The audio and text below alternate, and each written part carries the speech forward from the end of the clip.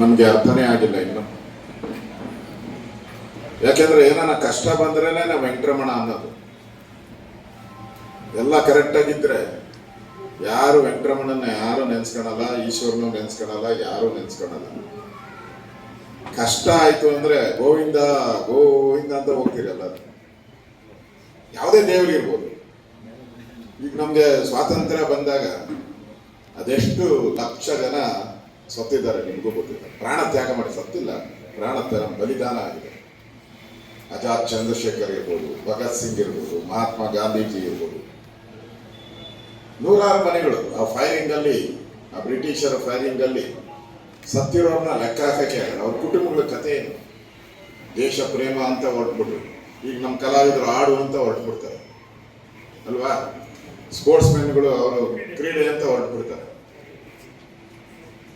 ಆಗಿನ ಕಾಲದಲ್ಲಿ ವಿದ್ಯೆಯನ್ನ ಕಡಿಮೆ ಇದ್ದ ಕಾಲದಲ್ಲೂ ಕೂಡ ಸ್ವಾತಂತ್ರ್ಯವನ್ನ ಪಡೆಯುವಂಥದ್ದಕ್ಕೆ ಹೋರಾಟ ಮಾಡಿದ್ದಾರೆ. ಸಂಗೊಳ್ಳಿ ರಾಯಣ್ಣ, ಅದರಲ್ಲೂ ಕಿತ್ತೂರು ರಾಣಿ ಚೆನ್ನಮ್ಮ ಹೆಸರಲ್ಲೇ ಬರ್ತು, ಅದು ಸಂಗೊಳ್ಳಿ ರಾಯಣ್ಣ ಒಂದೇ ಬರಬೇಕು. ಆ ರೀತಿಯ ಒಂದು ಹೋರಾಟ, ಒಂದು ಗೆರಿಲ್ಲಾ ಯುದ್ಧ ಮಾಡ್ತಾರಲ್ಲ, ಆ ಥರದ ಒಂದು ದೊಡ್ಡ ಯುದ್ಧವನ್ನು ಮಾಡೋ ಮುಖಾಂತರ ಬ್ರಿಟಿಷರಿಗೆ ಸಿಂಹ ಸ್ವಪ್ನಾಗಿದ್ದಂಥ ಸಂಗೊಳ್ಳಿ ರಾಯಣ್ಣವರ ಹುಟ್ಟು ದಿನ. ಹಿಂದೆ ನಮ್ಮ ಸರ್ಕಾರ ಇದ್ದಾಗ ಒಂದು ಸೈನಿಕ ಶಾಲೆನೂ ಮಾಡಿದ್ರು, ಒಂದು ಸುಮಾರು 300 ಕೋಟಿ ಕೊಟ್ಟು. ಭಾಳಷ್ಟು ಜನಕ್ಕೆ ಇಲ್ಲಿ ನಮ್ಮ ಸಮಾಜದವ್ರಿಗೆ ಗೊತ್ತಿಲ್ಲ. 12 ಎಕರೆ ಜಮೀನು ಕೊಟ್ಟಿದ್ದೀನಿ ನಾನು ರೆವಿನ್ಯೂ ಮಿನಿಸ್ಟರ್ ಆಗಿದ್ದಾಗ. 12 ಎಕರೆ ಜಮೀನು ಕೊಟ್ಟಿದ್ದೀನಿ.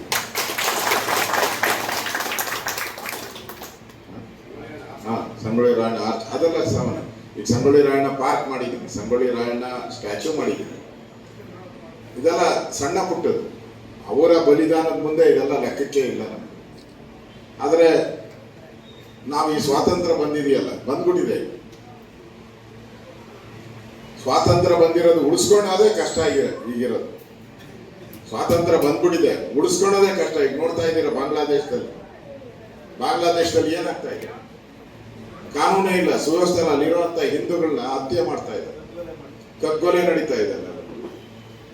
ಹೇಳೋರಿಲ್ಲ, ಕೇಳೋರಿಲ್ಲ. ಒಂದ್ ಕಡೆ ಪಾಕಿಸ್ತಾನ, ಇನ್ನೊಂದ್ ಕಡೆ ಶ್ರೀಲಂಕಾ, ಅಲ್ಲೂ ಕೂಡ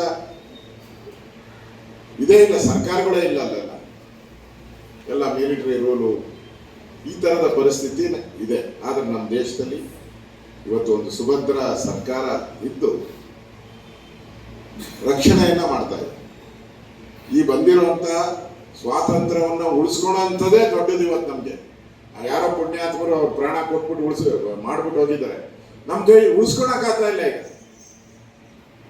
ದೇಶ ಪ್ರೇಮ ಅನ್ನೋದು ಇಲ್ಲ ನಮ್ಗೆ. ವೋಟ್ ಹಾಕಕ್ ಹೋದಾಗ ದೇಶದ ಬಗ್ಗೆನೇ ಯೋಚನೆ ಮಾಡಲ್ಲ.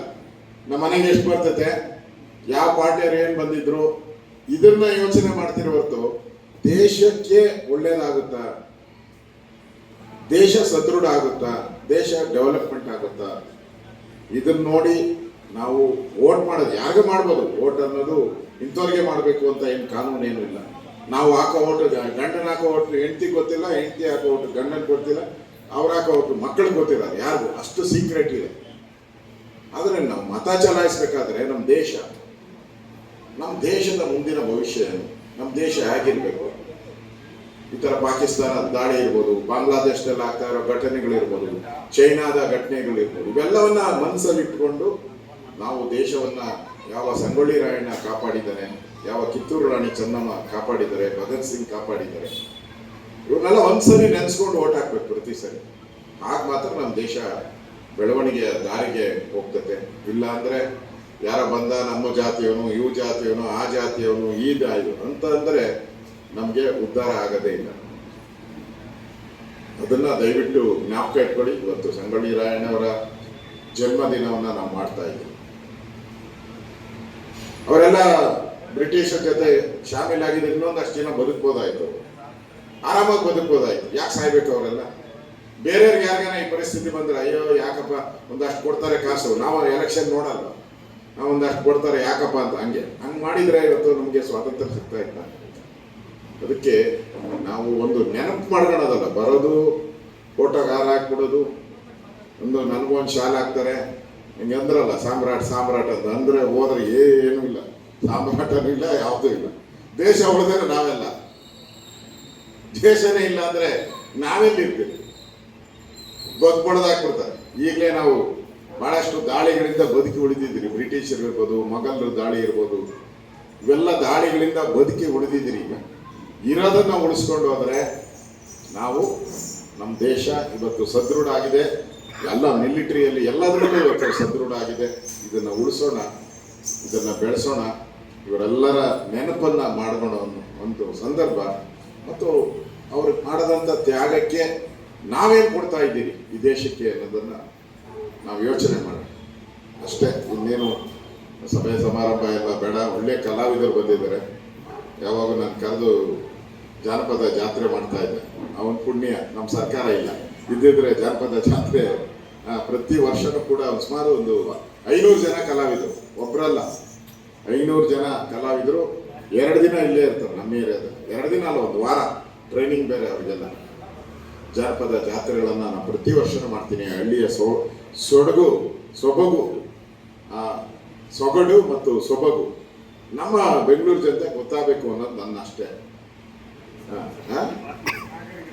ನಮ್ಮ ನಗರದವ್ರಿಗೆ ಬಿರಿ ಆಫೀಸ್ಗೆ ಹೋಗೋದು ಬರೋದು ಇಷ್ಟೇ ಅಲ್ಲ ಜೀವನ. ಹಳ್ಳಿ ಜನ ಹೆಂಗಿರ್ತಾರೆ, ಹಳ್ಳಿಯ ಕಲೆಗಳು ಹೇಗಿರುತ್ತೆ, ಹಳ್ಳಿಯ ಪರಂಪರೆ ಹೆಂಗಿರುತ್ತೆ, ಜೀವನ ಅಂದ್ರೆ ಏನು, ಅದನ್ನೆಲ್ಲ ತೋರಿಸ್ಕೊಡುವಂಥದ್ದೇ ಆ ಒಂದು ಜಾನಪದ ಜಾತ್ರೆಯ ಒಂದು ಕಲೆ. ಅದನ್ನು ಕೂಡ ಮಾಡೋಣ. ಪ್ರತಿ ವರ್ಷ ಮಾಡ್ತಾ ಇದ್ರಿ. ನೋಡೋಣ ಹೇಳ್ತಾರಲ್ಲ, ಗೌರ್ಮೆಂಟ್ ನಮ್ದಿಲ್ಲ. ಅದಕ್ಕೆ ಕಳೆದ ಬಾರಿ ನಮಗೆ ಭಾಳ ಹಣ ಕೊಟ್ಟಿದ್ರು. ಒಂದು ಸುಮಾರು 65 ಲಕ್ಷ ಏನೋ ಕೊಟ್ಟಿದ್ದಾರೆ. 60 ಲಕ್ಷ ನಮ್ಮ ಜನನೂ ಕೂಡ ಕಾಂಟ್ರಿಬ್ಯೂಟ್ ಮಾಡಿ ಅದಕ್ಕೆ ನಮ್ಮವರು ಒಂದು 60-70 ಲಕ್ಷ ಕಾಂಟ್ರಿಬ್ಯೂಷನ್ ಎಲ್ಲ ಕಲೆಕ್ಟ್ ಮಾಡಿದ್ರಿ ನಾವು. ಮಾಡಿ ಸುಮಾರು ದೊಡ್ಡ ಒಂದು ಇಡೀ ಪದ್ಮನಾಭ ನಗರ ಸುತ್ತಮುತ್ತ ಇರುವಂಥ ಜನ ಎಲ್ಲ ಬಂದು ನೋಡಿದ್ರು. ಜಾಸ್ತಿ ಮಾತಾಯಿತು. ಮತ್ತೊಮ್ಮೆ ಸಂಗೊಳ್ಳಿ ರಾಯಣ್ಣನ ನೆನಪು ಮಾಡೋಣ. ಸ್ವಾತಂತ್ರ್ಯ ದಿನಾಚರಣೆಯ ಶುಭಾಶಯಗಳು. ಇದಾದ್ಮೇಲೆ ಈಗ ನಮ್ಮಲ್ಲಿ ಬನಶಂಕರಿಯಲ್ಲಿ ಮ್ಯೂಸಿಕಲ್ ಫೌಂಟೇನ್ ಶೋ ಇದೆ, ಲೇಸರ್ ಶೋ. ಸುಮಾರು 7 ಗಂಟೆಗೆ ನಂದು ಹೋಗ್ಬೇಕು. ಅದಕ್ಕೋಸ್ಕರ ಇನ್ನೊಂದು ಅದಕ್ಕೆ ಮುಂಚೆ ಇಲ್ಲೊಂದು ದೇವಸ್ಥಾನ ಕಾರ್ಯಕ್ರಮ ಇದೆ, ಇದು ಮುಗಿಸಿ ಅಲ್ಲಿಗೆ ಹೋಗ್ಬೇಕಾಗಿದೆ. ಅದಕ್ಕೋಸ್ಕರ ದಯವಿಟ್ಟು ಕ್ಷಮಿಸಿ. ನಾನು ನನ್ನ ಜೀವನದಲ್ಲಿ ನಾನು ಪ್ರತಿದಿನ ಸುಮಾರು, ಇವರೆಲ್ಲ ನಂಬೋದೇ ಇಲ್ಲ ಕಲಾವಿದರು, ಒಂದು 15 ಹಾಡು ಕೇಳಿದಿದ್ದು ನಾನು ನಿದ್ದೆನೆ ಮಾಡೋದು. ಪ್ರತಿದಿನ ಒಂದೇ ಮಿಸ್ ಒಂದೇ. ಇವತ್ತು ನಾನು ಖುಷಿಯಿಂದ ಹೋದೆ ನನ್ನ ಕಾರಲ್ಲಿ ನೋಡಿ ಖುಷಿ ಹಾಡುಗಳೇ ಬರುತ್ತೆ. ಇವಾಗ ಹಾಡಿದ್ರಲ್ಲ ಏನು, ಎಲ್ಲ ಜೋರು ಜಾನಪದ ಹಾಡುಗಳು ಹೇಳ್ತದೆ. ಏನಾನ ಬೇಜಾರಾದಾಗ ನನಗೆ ಯಾರೋ ಎಲ್ಲ ಕಾಟುಗಳು ಕೊಟ್ಟಿರ್ತಾರೆ, ಹೋಗೋವಾಗ ಕಾಟುಗಳು ಕೊಟ್ಟಿರ್ತಾರೆ ಒಂದೊಂದ್ಸರಿ. ಆವಾಗ ನೀನಿರೋದು 3 ದಿನ,